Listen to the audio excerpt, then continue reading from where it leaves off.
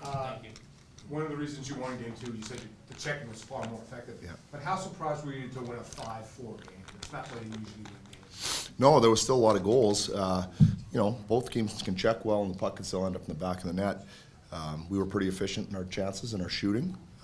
But again, to me, the difference was the checking. Now, they still scored 4 despite us checking well. We'd like to keep them less than that. Jim, forgot to ask you the other night, will Carl be back in tonight? And what went behind limiting him to, one shift? And what was kind of your rationale? Yeah, Carl and I talked about it before, and we just felt at different times when we've gone with 11 forwards, and it's been 11 and 7. This is 12 and 6. But just playing 11 forwards, we found maybe a better rhythm for our forwards, just generally. So, I asked him to be patient and be ready to play, but that he might not play as much as he would typically play because of that. He's obviously was coming off a lengthy injury. Yeah. Do you feel like he's up to playoff speed, or is that still? Yeah, no, he played a really good game in game 1. It wasn't his play that warranted that. It's just the fact that group of 11 were the guys, for a good chunk of this latter half of the season, were out there playing. So I've talked to him again today. It's a good teammate. And he was there encouraging the guys, and he's ready to go. So it just goes to show you the type of character he has. Are you managing the emotions for the first home playoff game? Tough, or has nothing changed? Well, it shouldn't. I mean, obviously the venue, and we're going to have our fans behind us, and that's all, really positive. But we have to play with the mentality that we played with the last game as far as the checking mentality, and not going out there to trade chances with them. We have to check, whether that's home on the road. A lot of times you naturally want to perform more offensively, I guess I could say, at home. But we're going to make sure that we're tight. Last season, the LA Royal Army had gotten together and created the Go Kings Go banners for you guys to see as you drove up to the games. Heard they plan on doing the same thing. Just from a coaching perspective, from a player perspective, how meaningful is that to have that fan base behind you in kind of a unique way, not just at the arena, Yeah. but for everyone to see? That's right. Yeah. No, I think it's all of it. That's the part of being at home. That's the beauty of the playoffs, of this time of the year. There's just so much. Everybody's into it. The whole city's into it. The fans in the building, outside the building. It's electric, and that's why you fight so hard to try to get in and take part at being one of 16 to win the ultimate prize. And it all gets amped up. There's a lot fewer of you here typically on a typical day, but we love the fact that everybody's here. It's just what we do, and you get rewarded by playing in front of your home fans. Home game means you have more chances to dictate matchups. How do you find the balance between playing to your strengths with the specific matchup versus keeping 4 lines going? Yeah. I think you got to be careful not to take your own players out of the rhythm, for sure. And we pretty much did that. They were able to dictate the matchup in Edmonton, but everybody kind of played against everybody up there. We thought we have good balance on our lines, and we won't chase it too hard, but we'll be aware of who they have on the ice. Is having so many guys up front who take pride in their defensive play, their ability to shut down, make it easier to not have to rely on the matchups? Yeah, without a doubt. And that, again, that's the identity of the team.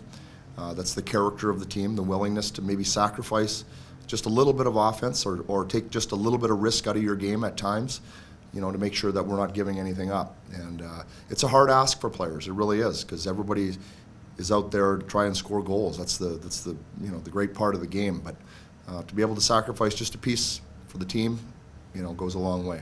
What layers has Adrian added to his game to boost his playmaking numbers?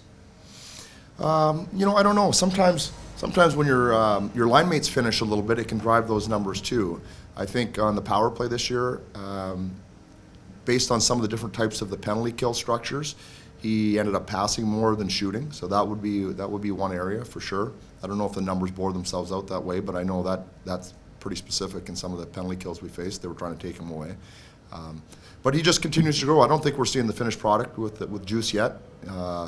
He's got obviously all kinds of ability, and I think he keeps adding layers to his game, not just passing, but other things as well. Sure. Your power play hasn't been productive as you probably. Not yet. Is it execution on your part, or is it something they're doing to prevent the production? Yeah, no, I would say it's our execution. We just weren't crisp. We weren't clean.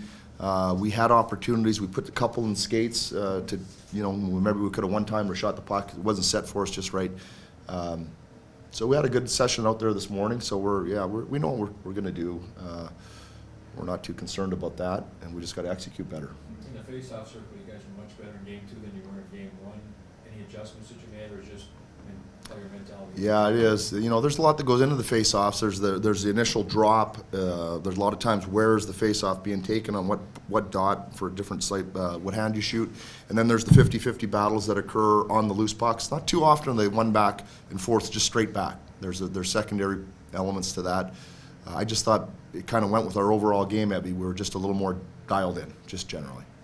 It sounds like you're gonna run out the same lineup as you did in game 2. Is that the case? You do with the 12 forwards, 60? Yeah, we'll have the same lineup. Yeah. Yep. And the goaltender? And the goaltender, yeah. Jim, I know I'm digging a little bit into your history here, but with your willingness to move the pieces around up front, is that part of your core philosophy when coaching forwards with different, or has it evolved? Has it changed? Does it change with different teams you've worked with, situations, or Yeah. is that kind of just your part of your ethos in terms of you'll move guys around? Well, I think I have to go back to junior to the last time I was able to make those decisions, because when I was the head coach, never did run 11 purposefully. We did move the lines around, or when I was coaching, did in junior move players around, I would say, relatively frequently. I think what happened was based out of necessity that we ended up with 11-7 at one point this season. And what we found was we just found a better rhythm. I thought some of our players who don't penalty kill specifically got more ice time, and they just seemed like they may have played better, found better rhythm. So that adjustment is just basically learning on the fly this year for our team specifically what seems to work best. Does that play, do you feel like that plays to your advantage in certain ways, or you can use that to your advantage, say throw opponents or teams off that maybe do a little more hard matching? Well, I don't know about that. You'd have to ask them. I'm mostly concerned with us. It's just worked for us. It's just worked. I don't have a better answer than that. It's just worked for us.